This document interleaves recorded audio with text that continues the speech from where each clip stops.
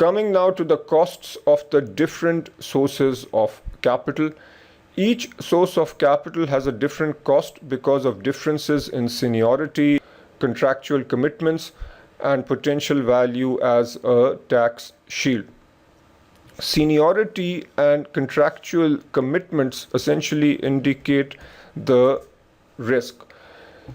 When we talk about seniority, what we mean is the following.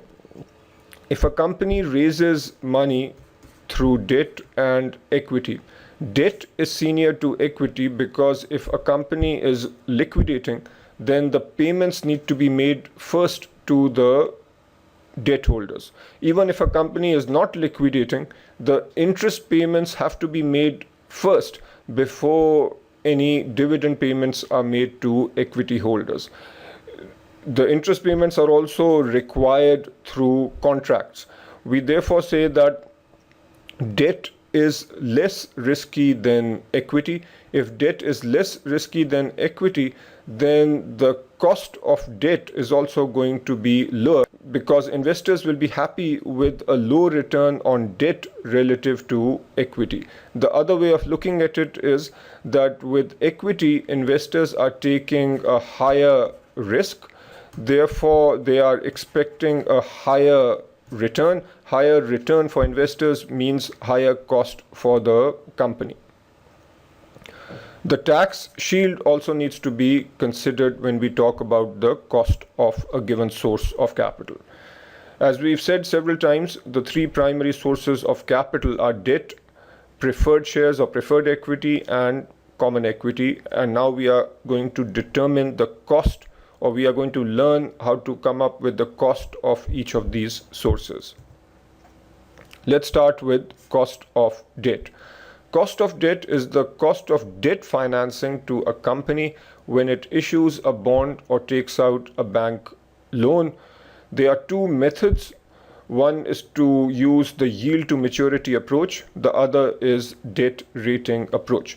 These apply primarily when we are dealing with bonds. If a company simply takes out a bank loan, then the interest rate represents the cost of debt. Yield to maturity approach, this is fairly testable. This is material that you saw in financial reporting and analysis in the reading on non-current liabilities, and you will see this again when we do fixed income. So it comes in three places in the curriculum, and that means that this is important. The yield to maturity is the annual return that an investor earns if he purchases the bond today and holds it until maturity. A company issues a 10-year 8% semi-annual coupon bond. Upon issue, the bond sells for $980. If the marginal tax rate is 30%, what is the after-tax cost of debt?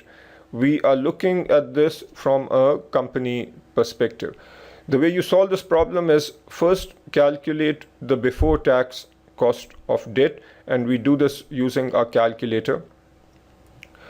Notice that we are not given the par value, but when you have a issue price of 980, then you can assume that the par value is the nearest whole number to one significant figure, which is 1000. Let us come up with the before tax cost here. The following numbers are plugged into the calculator. N is equal to 20 because we have a 10-year semi-annual coupon bond. The present value, which is the money that you raise or the money that the company raises by issuing this bond, is 980. Let's show that as a negative. Then the payments, these are the payments that are made to investors. The payment is based on the 8% coupon rate, but semi-annual. That means every 6-month coupon is 4%. 4% of 1000 is 40. And then future value is equal to 1000. That's the par value. When you enter this information, you then compute the interest rate. That will be the interest rate for a 6-month period. Here is what you should come up with. The interest rate for a 6-month period is 4.15%. We annualize that by multiplying by 2 and we have 8.3. This is the before tax cost of debt. After tax cost of debt is 8.13 into 1 minus the tax rate, which is 5.8%. Now I want you to do example 4 from the curriculum. Debt rating approach. Use the debt rating approach when a reliable current market price for a company's debt is not available. And here is how you do this. First, estimate the before tax cost of debt based on comparable bonds. So you look at the bond market, you find a bond which has the same rating as the bond issued by your company. Let's say that the bond issued by your company has a rating of A. You find other bonds with a rating. You also need to identify bonds which have the same maturity as your bond. Let's say the bond you've issued has a 5-year maturity. If the yield to maturity on this comparable bond is 10%, then that represents an estimate of your company's before tax cost of debt or before tax YTM. Then you consider your own tax rate. Let's say your tax rate is 30% and you come up with the after tax cost by doing 10% into 1 minus 0.3, which will be 7%. The cost of preferred stock is the cost that a company has committed to pay preferred stockholders as preferred dividend. In terms of a rate, the cost of preferred stock is equal to the preferred dividend divided by the current price. And it's important to recognize that we are dividing by the current price, not by the par value and not by the price at issue.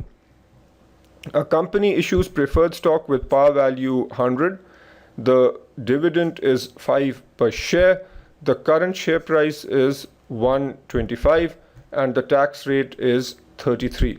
What is the cost of preferred stock? What you need to do here is take the preferred dividend, which is 5, and divide by the current share price of 125, not by 100. So this is what gives you the cost of preferred stock. Also, since preferred dividends are not tax deductible, we do not consider the tax rate. I now want you to do examples 5 and 6 from the curriculum. Cost of common equity.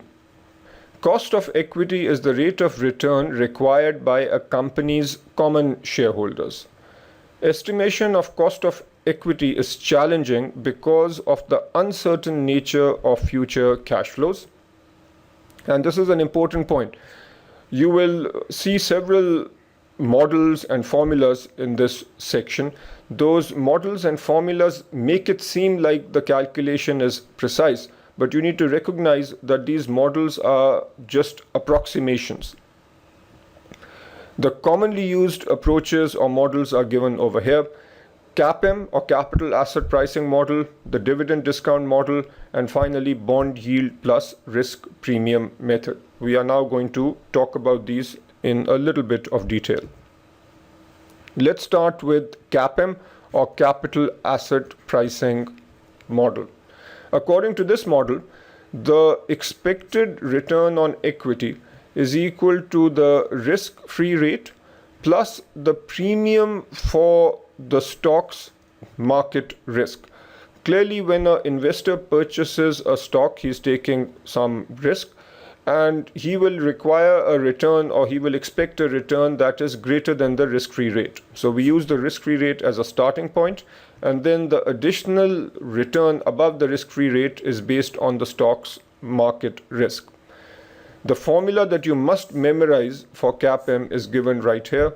The expected return on equity is equal to risk-free rate plus beta, which represents the riskiness of the stock, multiplied by the expected return on the market, this is the overall market, minus the risk-free rate, This expression over here is also called the equity risk premium. Sometimes this is called the market risk premium. So let's do a simple example. In a developing market, the risk-free rate is 10% and the equity risk premium is 6%. Notice that this equity risk premium is the expression over here, which is given to you. The equity beta for this company is 2. What is the cost of equity using the CAPM approach? The cost of equity is equal to the risk-free rate, which in our example is 10%, plus the beta, which represents the riskiness of the company, 2 multiplied by the equity risk premium, which is 6%. The correct answer here is 12 plus 10, which is 22%. In some questions, you might be given the return on the market. So you might be told that the expected return on the market is equal to 16%. If this information is given, then you need to do this simple calculation: return on market 16% minus risk-free rate of 10%, which will give you an equity risk premium of 6%. For the risk-free rate, use the rate on long-term government bonds. Occasionally you will see the return on short-term government bonds, but theoretically using long-term bonds is more appropriate because equity investments are valued based on a long-term horizon, and it makes sense to use long-term bonds given that the horizon for equity is long-term. The equity risk premium can be calculated using historical returns. At level 2, you will learn several methods of coming up with equity risk premium, but the simplistic method that is referred to in this reading is the method based on historical returns. What you need to do is look at the returns of the overall market represented by a major index in that market. So in the US context, that would be, say, the returns on the S&P 500. You look at the index returns relative to the returns on the risk-free investment. The difference will allow you to come up with the equity risk premium. Now I want you to do examples 7 and 8 from the curriculum. Next, we will talk about the dividend discount model, but we need to understand a few basic items first. And some of this material is a refresher from quantitative methods. The present value of a perpetuity. If you have a given investment which gives you a perpetual cash flow at period 1 or the end of the first period, you have a cash flow of 10. End of the second period, you have a cash flow of 10, and this goes on forever. We call this pattern a perpetuity. What is the present value at time 0 of this perpetuity? It is 10 divided by the interest rate. Let's say that the rate is equal to 5%. Then the present value is going to be 10 over 5% or 0.05, which is 200. You can also have a growing perpetuity, which says that you have your first cash flow of 10 at the end of period 1, and then this grows at a certain rate. Let's say that this cash flow grows at a rate of 2%. 10 at the end of year 1, which grows by 2%, and that will then become 10.2. This will then grow by 2% and so on. This 2% is a perpetual growth number.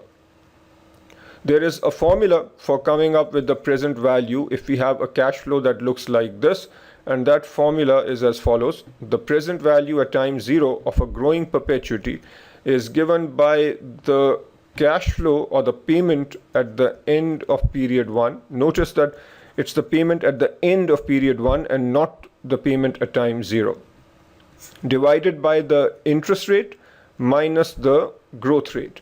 If our interest rate is 5% and growth rate is 2%, then the numbers that we would plug in would be 10 for the first payment divided by R, which is 0.05, that's the interest rate, minus the growth rate, which is 0.02.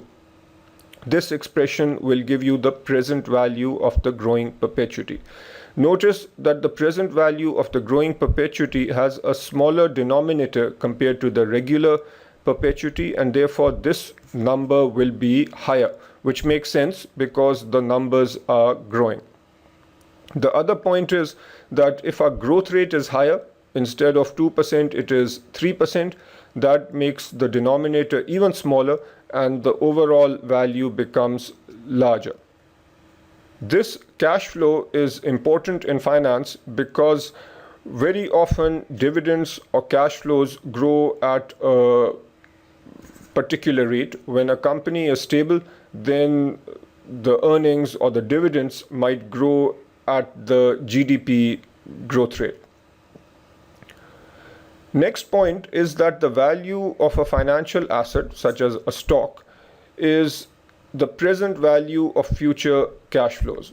When we study equity later, we will talk about several methods for coming up with the value of a stock, but one theoretically appropriate method is to use the present value of future cash flows. When you hold a stock, those cash flows are the dividends. So you can come up with the value of a stock by estimating all the future dividends and then coming up with the present value of those dividends using the appropriate cost of equity. Gordon growth model is one example of a discounted cash flow. In other words, if we assume a dividend at the end of year one and we assume that this is growing at a particular rate, let's say G%, then we can come up with the present value using a formula like this. That model essentially says that the price or value of a stock is equal to D1, which is the first cash flow, divided by R, which is the cost of equity, minus the perpetual growth rate. This model is called the Gordon growth model.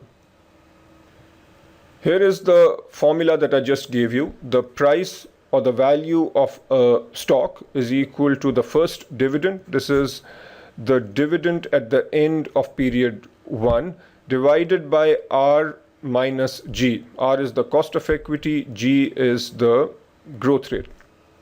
But in this particular reading, we are concerned with the cost of equity. We can take the expression shown over here and use a little bit of algebra to come up with the cost of equity. The cost of equity is given by D1 over P0, the first dividend, divided by the current price of the stock plus the growth rate. D1 will be estimated, or in your exam question, you will either be given D1 or you will be given D0. If you are given D0, which is the dividend that was just paid at time 0, then you can calculate D1 by saying that D1 is equal to D0 into 1 plus G. But you need a G over here, plus you need the G for this part of the expression. So how do we come up with that perpetual growth rate? The answer is that you use this formula. The perpetual growth rate is equal to the retention rate into return on equity. So what is the retention rate? This represents the rate at which a company retains its earnings. If a company has a net income of 100, it can do two things with that income. Either it can retain or the company can pay the money out as dividends. If a company retains 60 and pays out 40, then the retention ratio is 60 over 100, which is 0.6, and the payout ratio is 1 minus the retention ratio, which is 0.4. Clearly, companies that retain a higher percentage of their net income will grow faster. That's why there is a positive relationship between the perpetual growth rate and the retention rate. The retention rate needs to be multiplied by the return on equity. Return on equity is net income divided by equity.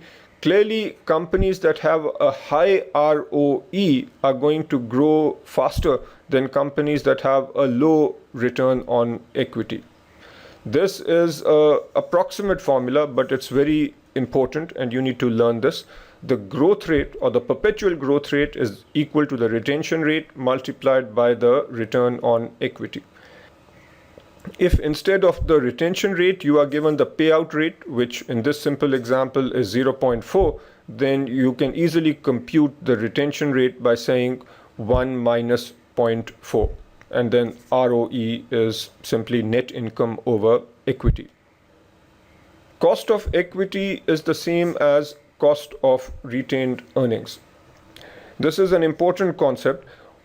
When a company raises new money, it needs to pay out dividends, and there we can think of the dividend as the cost of raising new money. The dividend payments are explicit, so it is easy to understand that the rate at which we are paying dividends or the amount of dividends paid will help us calculate the cost of equity.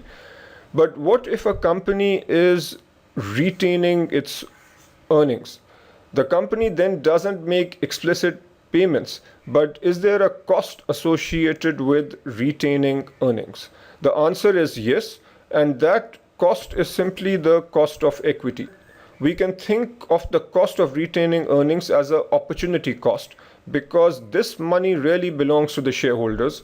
The money could have been paid to the shareholders who could have invested this money elsewhere on a similar risk project, and therefore in our calculations we take the cost of retained earnings as RE, which is what we calculate either using this method or the CAPM method. Bottom line is that cost of equity or cost of retained earnings are used interchangeably, and if your question on the exam talks about the cost of retained earnings, then the formulas and models that we have talked about apply. The Gordon growth model, which is essentially this formula over here, is also called the constant growth dividend discount model, because essentially we are assuming that the dividend is growing at a constant rate, and we come up with the present value by discounting all the future dividends. I want you to do this example now, and notice that you are being asked to use the DCF model. Here is what you need to do. The cost of equity based on the DCF approach is D1 over P0 plus G. This is an extremely important formula which you must know. We do not have D1. What we are given is the most recent dividend paid. This is D0. To come up with D1, we do D0 into 1 plus the growth rate divided by P0, which is the current share price, that's 30, plus the growth rate. But the question doesn't explicitly give us the growth rate. It needs to be calculated. The growth rate is the retention ratio into the return on equity. We are given the payout rate of 40%, which means that the retention rate is 0.6 multiplied by 0.15 gives us 0.09. We can now come back to the formula.